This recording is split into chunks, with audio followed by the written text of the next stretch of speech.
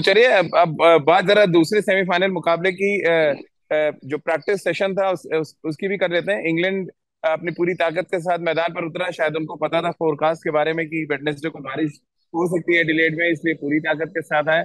वहीं भारतीय टीम के जो मेन 11 के यानी पहले प्लेइंग 11 के जो सदस्य, उनमें सिर्फ 3 खिलाड़ी थे, रोहित शर्मा, दिनेश कार्तिक और हार्दिक पांड्या, और तीनों ही खिलाड़ी स्ट्रगल कर रहे हैं एज अ बैट्समैन इस पूरे टूर्नामेंट में। एक अच्छी पारी रोहित ने खेली है, एक अच्छी पारी हार्दिक पांड्या ने, और दिनेश कार्तिक ने कोई भी अच्छी पारी नहीं खेली। नतीजा ये था कि पिछले मैच में उनको ड्रॉप भी किया गया। अब सभा भाई, जो प्रैक्टिस में शुरुआत हुई वो रोहित शर्मा की इंजरी से हुई, और रोहित शर्मा को इतना गुस्सा आ गया था कि उन्होंने जो थ्रो डाउन कर रहे हैं लघु को, उन्होंने नेट सेक्शन से बाहर तक निकाल दिया, इतनी तेज चोट लगी थी। उसके बाद हालांकि उन्होंने बैटिंग भी की। अब राइट हैंड में चोट है। आज का दिन शायद बड़ा क्रूशियल होगा, क्योंकि स्वेलिंग आ सकती है, कुछ अगर चोट है वो पता चलेगा कितना इंपॉर्टेंट। आप देख रहे हैं कल रोहित शर्मा को नेट पे आना सबसे पहले। ये बहुत बड़ा स्केयर है भारत के लिए, क्योंकि रोहित शर्मा न ही केवल कप्तान है, एक मैच विनिंग बल्लेबाज हैं भारत के लिए। जी। और जिस तरह से उन्होंने कप्तानी की है, जिस तरह से प्लेयर्स को मैनेज किया है, जिस तरह से कंडीशंस के को ध्यान में रखकर उन्होंने टीम चुनी है, बहुत जी। ज़रूरी है कि रोहित शर्मा फिट हो जाए। हाँ, आपने सही कहा कि कल का दिन बहुत इंपॉर्टेंट है रोहित शर्मा के लिए। जी। अगर चोट गहरी हुई है तो वहां पर आपको आइस पैक लगाना होगा, और इतने सारे जो सपोर्ट स्टाफ में लोग हैं, जो फिजियो है, जो एसएनसीज हैं, वो सब उसके ऊपर काम कर रहे होंगे। देखिए, रघु के साथ ये हमेशा होता रहता है, कई सारे प्लेयर्स प्रेफर करते हैं रघु के सामने बैटिंग करना। विराट कोहली उनमें से एक है। और रघु इतना ज्यादा इतने दिनों से हम्म। टीम के साथ जुड़ा हुआ है। और जो जो जिस चीज की जरूरत होती है, जिस एरिया में अटैक करने की जरूरत होती है, रघु एक साइड आर्म थ्रोअर से उसी एरिया में अटैक करता है। तो वो जो जो एरिया ऑफ वीकनेस कहते हैं, उसी को ठीक करने के लिए खिलाड़ी उनके सामने जाते हैं बैटिंग करने के लिए। पर मैंने भी कई बार इस तरह के प्रैक्टिस सेशंस देखे हैं। बहुत तेज गति से वो बॉल डालते हैं, उनको खेलना उतना आसान होता नहीं है। हो सकता है कि रोहित शर्मा के साथ यही हुआ होगा होगा इस बार। पर कंप्लीटली अनअवॉइडेबल, राजीव। बिल्कुल। और लेकिन राजकुमार सर, मेरा मेरा सवाल ये है कि चलिए उन्होंने बैटिंग भी की, आके करीब 40 मिनट बैटिंग की चोट के बाद, करीब आधे घंटा उन्होंने आइस पैक से सिकाई की, ग्लव्स पहना, वापस आए वो नेट पे बैटिंग की। क्या लेकिन संभावना है कि ये चोट एग्रीवेट कर सकती है, वापस वो दिक्कत कर सकती है? आपको लग रहा है अगर 40 मिनट बैटिंग की है तो शायद उतनी चिंता की बात नहीं है? नहीं राजीव, मुझे आशा है कि ऐसा नहीं होगा, और मैं दुआ भी करता हूँ कि वो फिट रहें, क्योंकि बहुत जरूरी है उनका खेलना सेमीफाइनल में। और हम्म। जैसा आपने कहा कि आधे घंटे आइसिंग करके फिर उन्हें फील हुआ होगा, और फिजियो ने भी बोला होगा कि भाई ये फ्रैक्चर नहीं है या डिसलोकेशन नहीं है, तो फिर आपको पता लग जाता है कि अगर आप अपनी फिंगर बेंड कर पा हम्म। रहे हैं, आपकी सारी फिंगर्स चल रही हैं, तो आपको, और फिजियो को तो स्पेशली, उनका तो स्पेशलिस्ट जॉब है, तो हाँ। उन्हें लग गया होगा कि इतना सीरियस नहीं है इंजरी, और आइसिंग से काफी हद तक ठीक हो गई है। और उसके बाद उन्होंने बल्लेबाजी अगर 40 मिनट की है, तो आई एम वेरी श्योर कि ऐसा सीरियस इंजरी नहीं है रोहित को, और वही पूरा देश भी चाहेगा कि ऐसी सीरियस इंजरी ना हम्म। हो। लेकिन मेरा एक सवाल और भी है सब भाई, हमने ज्यादातर इंजरीज पिछले 2 सालों में देखी, या तो फुटबॉल खेलते समय हुई, या थ्रो डाउन में बॉल लगी। मुझे याद है अचिक रहाणे को एक इंपॉर्टेंट टेस्ट मैच के दौरान थ्रो डाउन पे बॉल लगा था, और वो उस टेस्ट मैच से बाहर हो गए थे।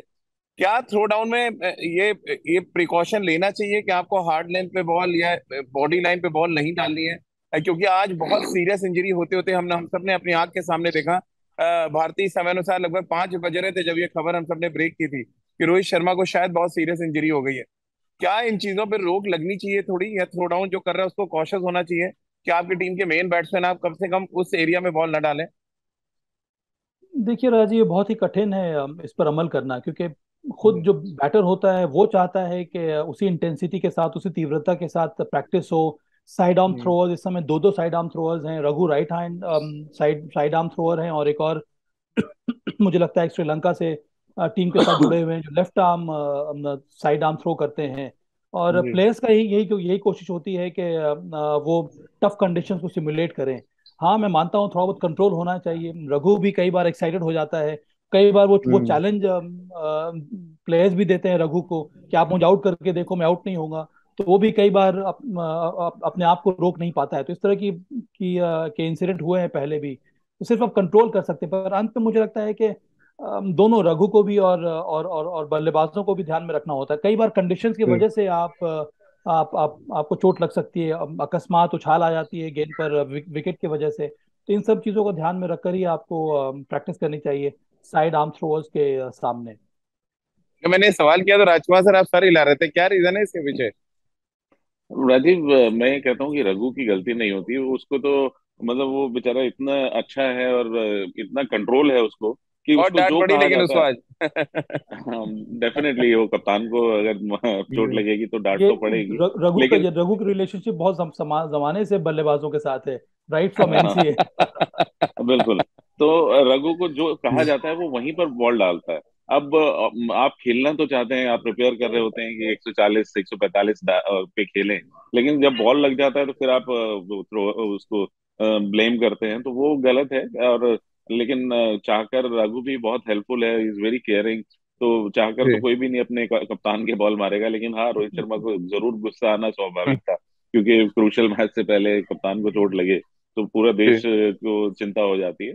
लेकिन आशा करता हूँ कि ये इंजरी सीरियस नहीं होगी और हम रोहित को एक अच्छी पारी खेलते हुए देखेंगे सेमीफाइनल में। तब भाई दो बड़ी इंपॉर्टेंट चीजें हुई, एक तो चोट के बाद रोहित वापस नेट पे लौटे, और जब रोहित नेट पे बैटिंग कर रहे थे तो उनके ठीक बगल में हार्दिक पांड्या लगभग 40 मिनट दोनों ने बैटिंग की, और सब बहुत अच्छे टच में नजर आ रहे थे। और वो दो नेट्स देख के बरबस वो दो बातें जहन में आई जो आप बड़े दिन से कर रहे हैं हम सबसे, कि पहले 6 ओवर में रन नहीं बन रहे और आखिर के 4 ओवर में, और ये दोनों जिम्मेदारी जिनके पास है वो नेट्स पे थे, और दोनों ही वर्ल्ड कप में फ्लॉप। क्या ये अब समय आ गया कि ये फ्लॉप जो है एक ऐसा फॉर्मूला लेके आए ताकि थोड़ा हिट होते नजर आए सेमीफाइनल में?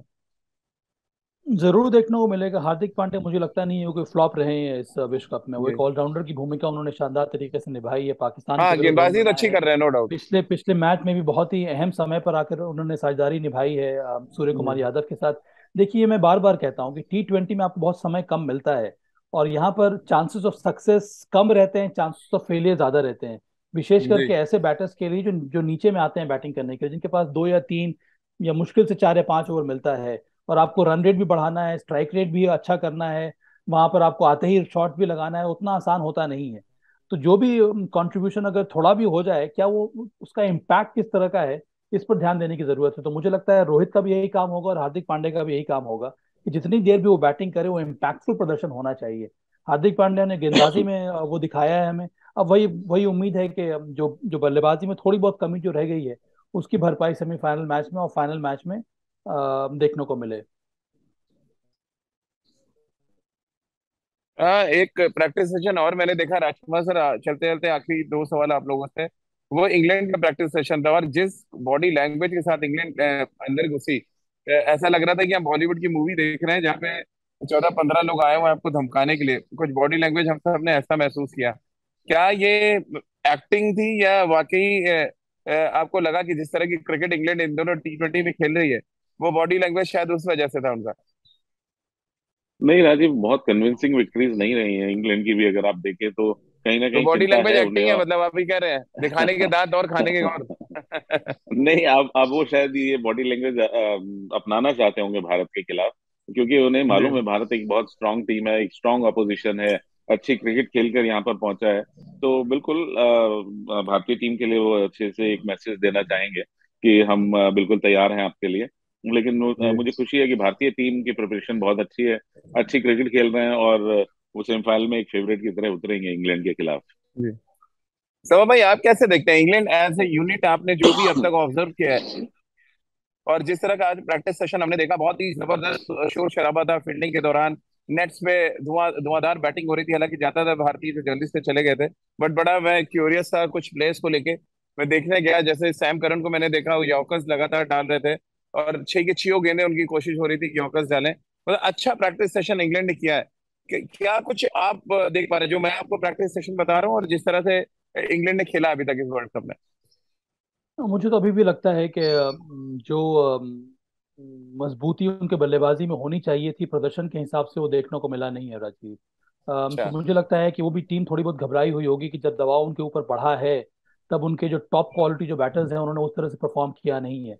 तो उनकी उम्मीद यही हम्म। होगी कि एक बड़े इनकाउंटर में जो उनके टॉप क्लास जो बैटर्स हैं वो अच्छे फॉर्म में नजर आ जाए। हाँ, हाँ, मैं मानता हूँ उनकी गेंदबाजी काफी अच्छी रही है, कई सारे विकल्प हैं। सैम करन एक शानदार प्रदर्शन उनका रहा है। बेन स्टोक्स का वैल्यूबल प्रदर्शन रहा है। मार्क वुड उनके पास सबसे तेज गेंदबाज है जो करीब 150 से ऊपर गेंदबाजी कर सकती हम्म। है, अच्छे फॉर्म में है। लियाम लिविंगस्टन बॉलिंग कर सकते हैं, तो गेंदबाजी तो उनकी काफी ज्यादा मजबूत है, पर बल्लेबाजी में थोड़ा बहुत दबाव आने पर ऐसा मुझे लगता है कि उनकी बल्लेबाजी थोड़ी बहुत बिखर जाती है। हम्म। देखिए, भारत को यहाँ पे मैं भारतीय टीम के बारे में एक बात कहना चाहता हूँ राजीव, कि जी सर। जी जी। अगर हम पूरे विश्व कप के मैचेस को एनालाइज करेंगे भारत की तरफ से, तो ऐसा मुझे लगता है कि बहुत कुछ भारतीय टीम निर्भर कर रही है विराट कोहली और सूर्य कुमार यादव के ऊपर। तो भारत को कि अन्य जी जी। बैटर्स को, अन्य प्लेयर्स को अब इसके बारे में भी तैयारी करनी होगी कि क्या इन दोनों के बिना भी हम जीत सकते हैं कि नहीं। जो मैच हम हारे हैं, इन दोनों ने उस मैच पर रन नहीं बनाया था, तो मुझे लगता है कि थोड़ा बहुत हाँ। ध्यान में आपको तैयारी इस प्रकार की करनी होगी कि अगर खुदा ना खास्ता ऐसा होता है, ये दो हमारे टॉप परफॉर्मर्स अगर रन नहीं बनाते हैं, तो क्या हमारे अंदर वो एबिलिटीज है कि हम मैच जीत सकते हैं कि नहीं। उस हिसाब से आपको मानसिक रूप से तैयार होना पड़ेगा, अपने आप को सिमुलेट जी। करना होगा कि मैं ऐसे कंडीशन में जा रहा हूँ बैटिंग करने के लिए जहां पर विराट कोहली आउट हो चुके हैं, सूर्य कुमार यादव भी आउट हो चुके हैं, तब मैं किस तरह से रन बनाऊंगा, क्या स्कोर भारत के लिए अच्छा रहेगा। तो मुझे लगता है कि थोड़ा बहुत जो अन्य प्लेयर्स हैं, मैं उम्मीद कर रहा हूँ कि उनको उनका प्रदर्शन और थोड़ा स्टेप अप होना चाहिए, जी। जिससे शाम प्रदर्शन और अच्छा रहेगा और हम ये मैच जीत सकते हैं इंग्लैंड के विरुद्ध। राजकुमार सर, चलते थे जो कुछ तवा भाई ने कहा, क्या ये नेट सेशन पे पॉसिबल है कि आप बाकी के बल्लेबाजों को बोलें कि विराट और सूर्या नहीं है नेट पे, मतलब आउट हो चुके हैं और आपको 160 या 155 चेस करने हैं 15 ओवर में? क्या ये टारगेट देख के कल एक प्रैक्टिस देखी जा सकती है? और इंग्लैंड को अंडर प्रेशर लेने के लिए मैच से पहले जो इंग्लैंड ने आज किया, क्या भारतीय टीम को अगर मौका मिलता है करना चाहिए कुछ ऐसा? बिल्कुल राजीव, ये एक अब नया ट्रेंड है प्रैक्टिस का, जो हम लोग रणजी जी। ट्रॉफी वगैरह में भी करते हैं, दिस कॉल्ड मैच सिमुलेशन। तो एक मैच की कंडीशन दी जाती है अपने बल्लेबाजों को और गेंदबाजों को भी साथ साथ, कि आपने इतने रन जी। बनाने हैं इतने ओवर में, तो आप उस तरह खेलिए। तो अच्छी बात है, और कोच जरूर ऐसा एक्सपेरिमेंट्स कर रहे होंगे, और मैच सिमुलेशन हो रहा होगा, टारगेट्स दिए जा रहे होंगे कि आप इतने रन बनाइए। और आपस में भी आपने देखा होगा, अक्सर गेंदबाज और बल्लेबाजों के बीच में मुकाबला चलता है कि मैं, हम्म। मेरे ओवर में आप कितने रन बनाएंगे, मेरी ये फील्ड है, और आप इतने रन बनाएं। तो वो जरूर होगा, और कॉम्पिटेटिव मैच है, तो सभी जानते हैं कि कितना इम्पोर्टेंट है। और सब जिनके भी रन नहीं बने हैं, बड़े स्कोर नहीं बने, भली भांति जानते हैं कि उन्हें अब they have to step up and they have to get big runs.